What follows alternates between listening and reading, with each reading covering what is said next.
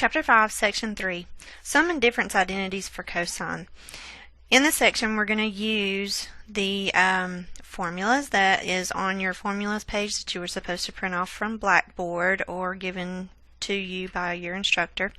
But the formula that we're going to use in this section, or the formulas that we're going to use in this section, are here. And this is the cosine of a sum or difference. So what we have here is we have cosine of A plus B, which are essentially just angles. So you have cosine of an angle plus another angle is equal to cosine of A, cosine of B, minus sine A, sine B.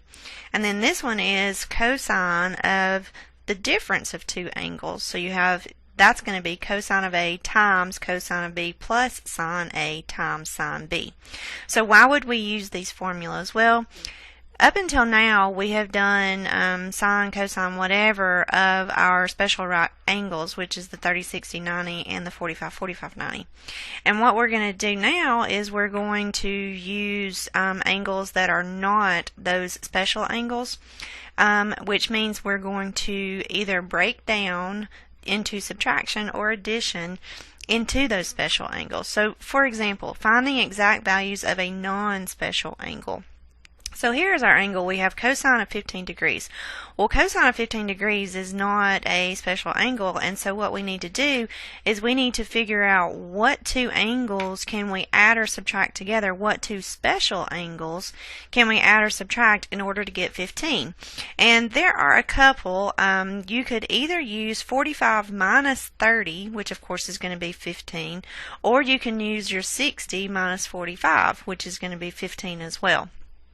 So I think the one that I'm going to use is going to be cosine of 45 minus 30. So cosine of 45 minus 30, because you have to agree with me that 45 minus 30 is the same as 15. So that's what you need to do, is you need to think of what two special angles will add or subtract to give you the given angle, and that's what you're going to break them into. And so I'm going to use, again, 45 and 30. So to do this, this is going to be angle A, and this is going to be angle B. And so my formula says that we're going to do cosine of angle A, which is 45, times cosine of angle B, which is 30, plus sine of angle A, which is 45, times sine of angle B, which is going to be 30. And so now what we're going to do is we're going to figure cosine of 45 degrees, which we learned how to do this in previous chapters. You can use your 45, 45, 90 if you need to. You also have your charts that you can look at, whatever it is that you want to do. So cosine of 45 degrees, and you do have to keep in mind of which quadrant we're in.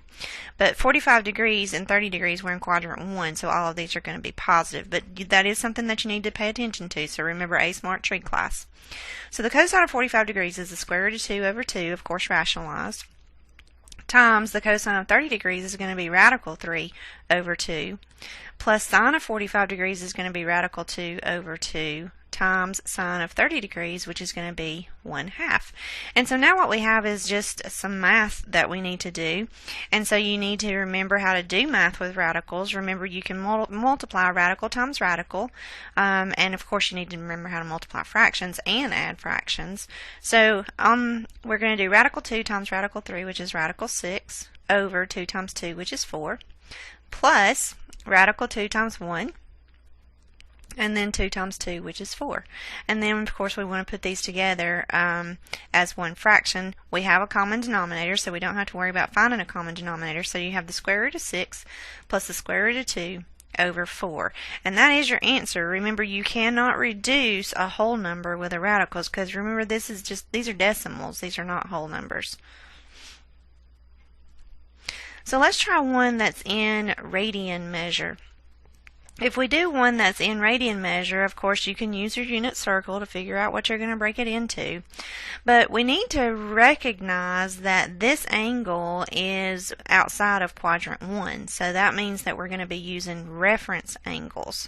So what I want to do is I want to break cosine of 17 pi over 12 into cosine of 15 pi over 12 plus 2 pi over 12.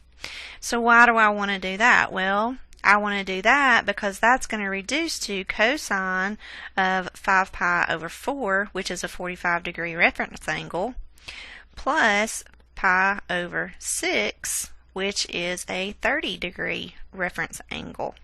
And so again, 5 pi over 4 is outside of quadrant 1, so we do have to take that into consideration as far as our sines are concerned.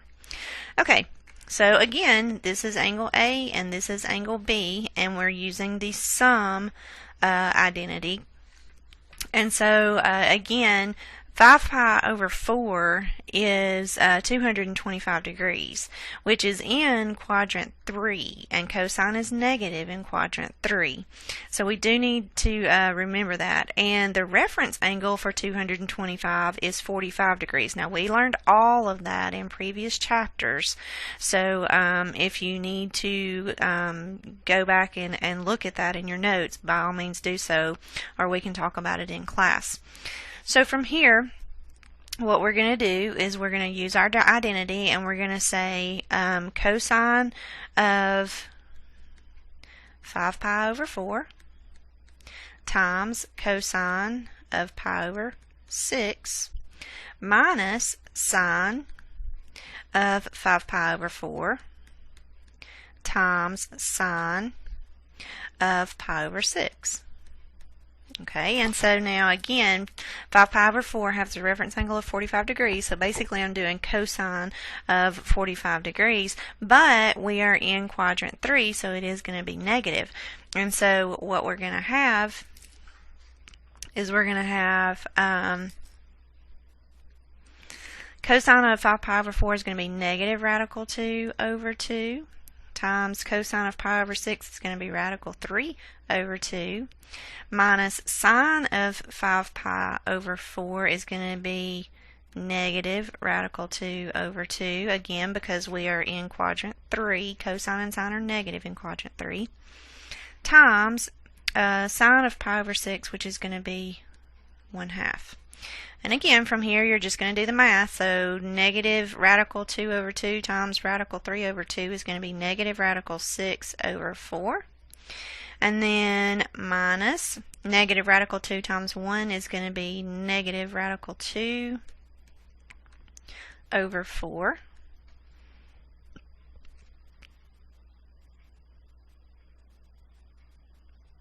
And so then when you put those together,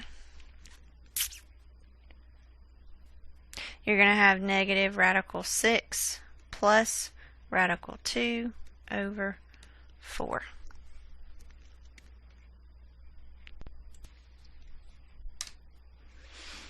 Okay, so now that we know how to use the identity and looking for those non-special angles, let's go in and apply this into some different trig.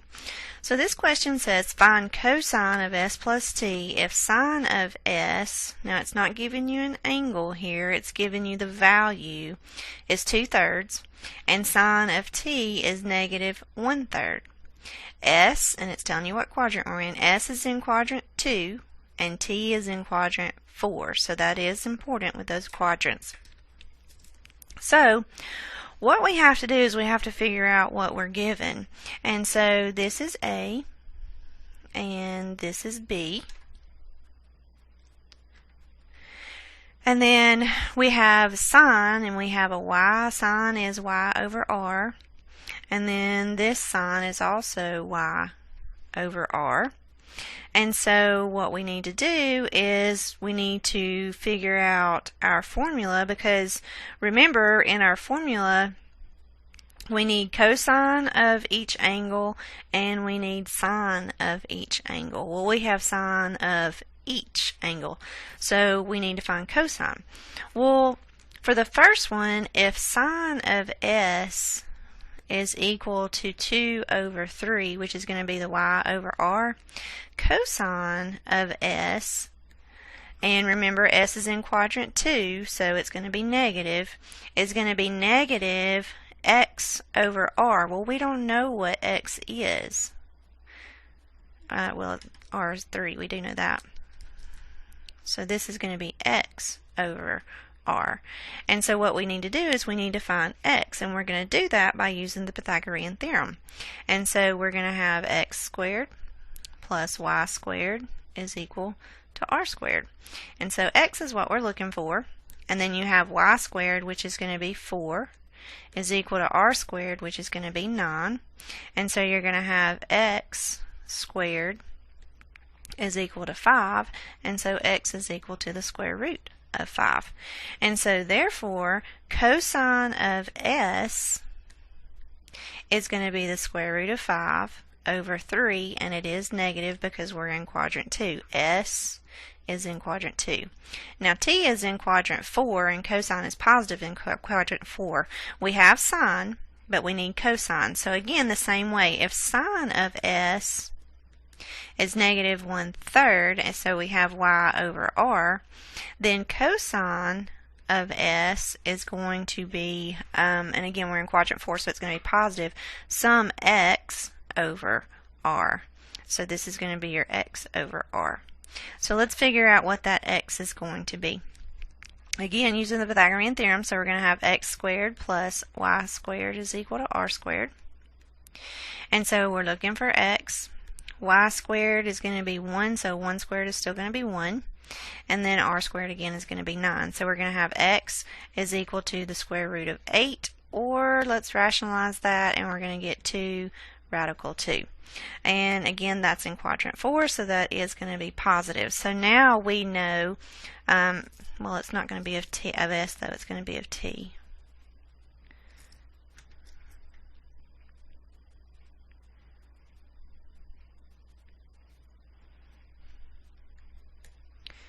Okay, so it's going to be cosine of t. So now we know cosine of t is going to be, that x is going to be 2 radical 2 over 3. Alright, so now we know all the values that we need in order to plug into our formula. So remember, our formula is going to be cosine of a plus b, because that's what they gave us in the problem, is equal to cosine, well, I guess in this case it would be s and t. They're just variables, so it doesn't matter, s plus t. So we're going to do cosine of s times cosine of t minus sine of s times sine of t. Okay, so cosine of s we figured out was negative radical 5 over 3. And we figured that times cosine of t is going to be 2 radical 2 over 3 minus sine of s was given to us in the original problem, so that's going to be 2/3 times sine of t again was given in the original problem, so we're going to get negative 1/3. So from here we need to just do the math. So negative square root of 5 times 2 square roots of 5 is going to be negative 2 square roots of 10, whole number times whole number, radical times radical, over 9. Minus, actually a negative times negative is positive, so that's going to be plus 2 over 9. And so we do have a common denominator, so we can put these together. So we're going to have negative 2 square roots of 10 plus 2 over 9. And none of that will reduce, and so that's going to be your answer. So again, you have to figure out what's been given and what it is that you're looking for. So, and you have to know your formulas. So cosine, your cosine of the sum of two angles, you have to know sine and cosine and sine of both angles. Well, the problem gave us the sine, and so we have to use that knowledge to figure out cosine in order to find that x. And you're going to do that by using the Pythagorean theorem. Once you have sine and cosine of each angle, then you can use your formula and do the math. Alright, so let's try again. So this time we have find cosine of s minus t. So in this problem we have to use our difference identity. And so again, if cosine of s is negative 8 over 17 and cosine of t is equal to negative 3 over 5, well, if you notice, your minus formula is cosine s times cosine t plus sine s sine t. And again, that's going to be on your formulas page. So in order to figure this problem out, we have to know both cosine and sine of each angle. Well, we have cosine, which is going to be x over r for each of these, but we don't have sine, so that's what we need to find. And so it's telling us that s and t are both in quadrant 3, and so both of these are going to be negative for sine and cosine. Alright, so let's find sine. Sine of s is going to be y over r. Well, we know r is 17, and of course this is going to be negative because we're in quadrant 3. But what we need to know is we need to know y. And so taking our s angle here and this x and r, we're going to use that Pythagorean theorem. So we're going to have x squared plus y squared is equal to r squared. And so x squared is going to be 64, and y squared, y is what we're looking for, and 17 squared is going to be something, 289. And so y squared is going to be 225, and so y is going to be 15. Square root of 225 is going to be 15. And so now we know that sine of s is going to be y, which is 15, over r, which is 17, and it is going to be negative because we're in quadrant 3. Okay, so now let's find sine of t. Sine of t is going to be negative because we're in quadrant 3, and it's going to be y over r, which is going to be negative. We're looking for y, but we know r for t is 5. And so we'll have, again, Pythagorean theorem, x squared plus y squared is equal to r squared.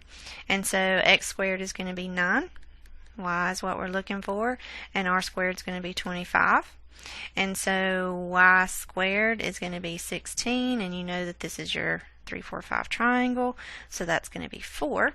So sine of t is going to be negative because we're in quadrant 3, y, which is 4, over r, which is 5. And so now we're ready to use our formula. So the formula for the difference of two angles is going to be cosine of s times cosine of t plus sine s sine t. Alright, so cosine s. Cosine s was given to us in the original problem. That's negative 8 over 17. Cosine of t, again, was given to us in the original problem, which is negative 3 over 5, plus sine of s we found to be negative 15 over 17, times sine of t we found to be negative 4 over 5. Alright, so multiply the tops, multiply the bottoms. So we have negative 8 times negative 3, which is going to be positive 24. And 17 times 5 is going to be 85. Plus negative 15 times negative 4 is going to be 60 over 85 again. And then when you add those together, you should come up with 84 over 85. And so cosine of s minus t is 84 over 85. Alright, let's try one last one. This one says find cosine of s minus t if cosine of s is radical 2 over 4 and sine t is negative radical 5 over 6. And both s and t are in quadrant 4, which means our cosines are going to be positive, but our sines are going to be negative. So let's see what we're given, what we need. Cosine of s minus t, our difference identity, we need both cosine and sine of each angle. So we have cosine of s, but we need sine of s. And we have sine of t, but we need cosine of t. Okay, so cosine of S is going to be x over r, and sine of t is going to be y over r. So let's find sine of S. Sine of S is going to be sum y over r. So for angle S, this one right here, our x coordinate is the square, our x value is the square root of 2, and our r value is 4. So we're going to have Pythagorean theorem, x squared plus y squared is equal to r squared.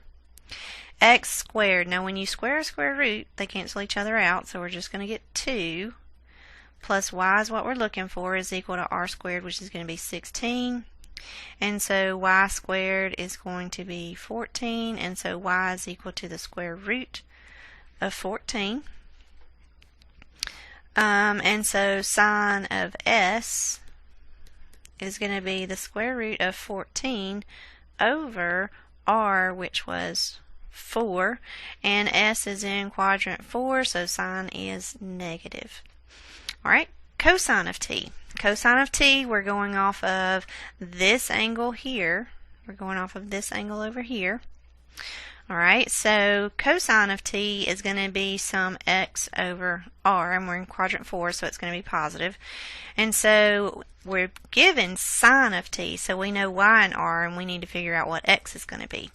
And so you have x squared plus y squared is equal to some r squared. And so x squared is what we're looking for, or x is what we're looking for. Y squared, again, when you take the square root of 5 and square it, that's just going to give you 5. And then r squared is going to give us 36, and so x squared is going to be 31, and so x is equal to the square root of 31. And it is in quadrant 4, so that should be positive.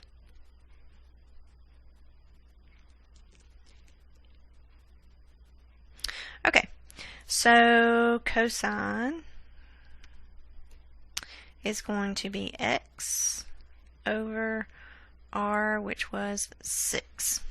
Alright, so now we need to do our formula. So cosine of S minus t is cosine S times cosine t plus sine S times sine t. Alright, so cosine of S was given to us as radical 2 over 4 times cosine of t we had to find, which was radical 31 over 6, plus sine of S we had to find, which was negative radical 14 over 4, times sine of t, which was given as negative radical 5 over 6. Alright, so let's do some math. If we have the square root of 2 times the square root of 31, that's going to be the square root of 62 over 24, plus negative times negative is positive, so you're going to have the square root of 14 times 5 is going to give us 70 over 24. And then these are not like radicals and they won't break down, so you're going to get the square root of 62 plus the square root of 70 all over 24, and nothing will reduce. Alright, so what I'd like you to do is I'd like you to try these numbers 7, 9, and 47 on page 222.